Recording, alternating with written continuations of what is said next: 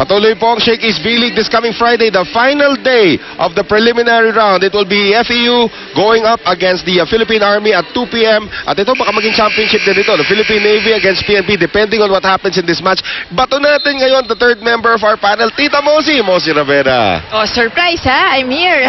Well, today, ito nga sa FEU, no, and PNP, gusto parehong manalo according to Coach Shaq. Tinanong ko kasi siya, Coach Shaq, talaga bang sinadya mo na halos regular lineup mo lang nga nilagay mo dito sa tournament na to? Sabi niya, oo, yun talaga nga decision ng FEU. Gusto nilang makita kung nasa na sila after ng torneo. So tinanong ko, nasa na ba kayo?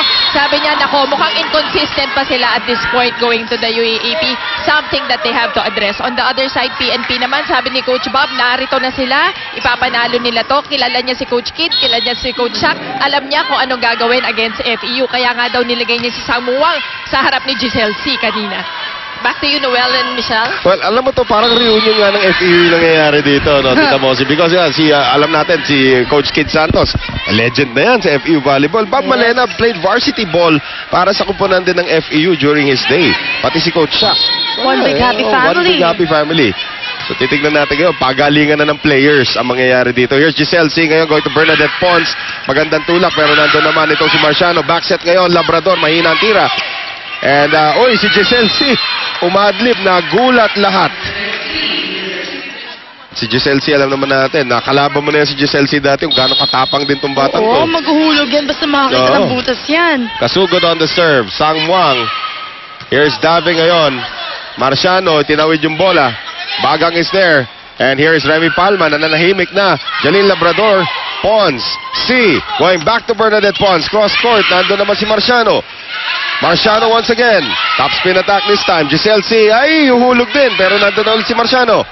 Marciano on offense this time. Yari! Walang blocker. That's how you put it away. Yan. Ang hirap niyan, ano, if you are FEU, nakikita mo, pa-airborne na itong si Marciano, wala kang blocker. Magdasal ka na lang na hindi kayo tamaan ng bola. Kita mo ba naman, Noel, yung hang time Right. ni Marciano sa taas para ang tagal bago bumaba. Very impressive, this young girl from San Beda. Great block, binuhay naman ni Bagang. Here's Pons, putting it across. Concepcion ngayon. Babalik dito kay Molina, nice block. Single block, Remy Palma, o-opensa na bigla. Concepcion sa kabila. Labanan sa net at hindi na umabot yung tapik ni Molina. Setting change right now. Former FEU setter, Roby Remigio, will see her first action. Papalitan ito si Concepcion. So, dumadami na yung participants ng reunion ng Welcome FEU. to the family. Yun na. Pons, ang talim ng kanyang serve. Here's Remigio right now. Naku, sakali si Marciano.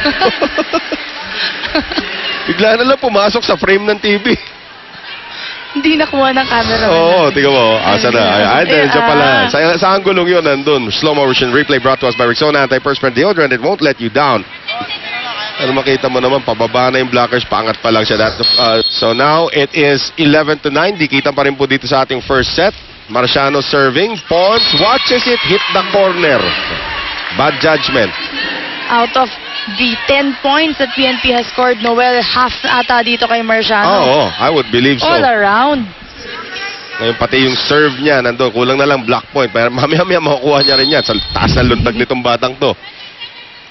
One more time around, Janine Marciano. This time going for a short serve, too short. At naging service error yan. So 12-10. FEU may kalamangan ng 2 puntos. Captain C. To serve ngayon for the Lady Tamaraws. Good read by Tadeo. Lumabas yung serve nitong si Giselle C. Si Roby Remigio, as we mentioned earlier, the former setter, backup setter actually ni Giselle C sa FEU. Giselle C ngayon going to Winona Bagang, and that's dug up there by Justin Tadeo. Dave, itinawid na lamang yung bola. Bagang not in the right position that time. Here's Molina. Remigio going back to Francis Molina, and that's off the block of Remy Palma. But... Ay, may tinawagan ba net violation? Oh, that's a surprise to everybody on the floor para sa PNP. So it was a net violation. Point is awarded to FEU at babalik si Concepcion, papalitan si Remigio. Palma. Tadeo. Hindi nakuha yun. both of them, Noel, can also be eliminated or Right. hindi sila makakapasok sa quarterfinals if they don't win their next 2 games.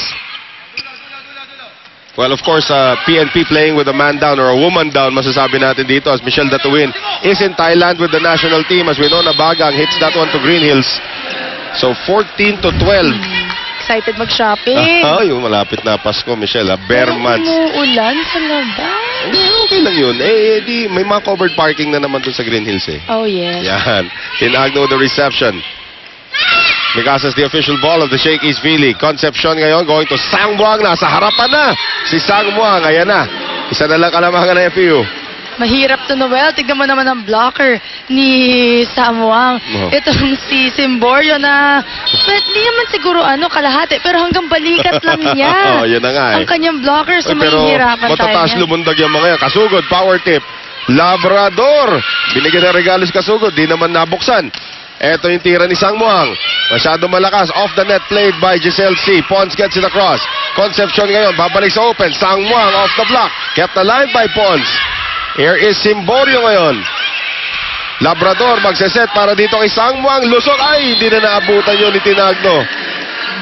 Alam mo si Tinagno, buwis buhay yan maghanap ng bola. Ay, nako, kahit open block, Right, katapatan right. niya ang bola. No fear pagdating sa volleyball. Kaya naman, isa sa mga defensive players talaga yan ng FEU. In fact, if I'm not mistaken, awarded best digger in the UAAP once already. Nice read there coming from Bernadette Pons as lumabas yung tira. Walang nag-aangatan dito. Right. Para tayong walang iwanan talaga. I mean, the biggest lead of the game was enjoyed by FEU at 4 points earlier. And a bad serve coming from Bagang. So si Pachari Samuang nalipat na naman sa likuran. Yung kwento nga dyan kay Pachari Samuang, bakasyonista lang yan dito sa Pilipinas, bigla may nag-sign sa kanya na team. Combination play, Bernadette Pons, dug up there by Sang Muang. Concepcion now going to Marciano's back in front, and Marciano delivers again. So 16-15, dikitan pa rin po ngayon ang ating first set. PNP up by 1.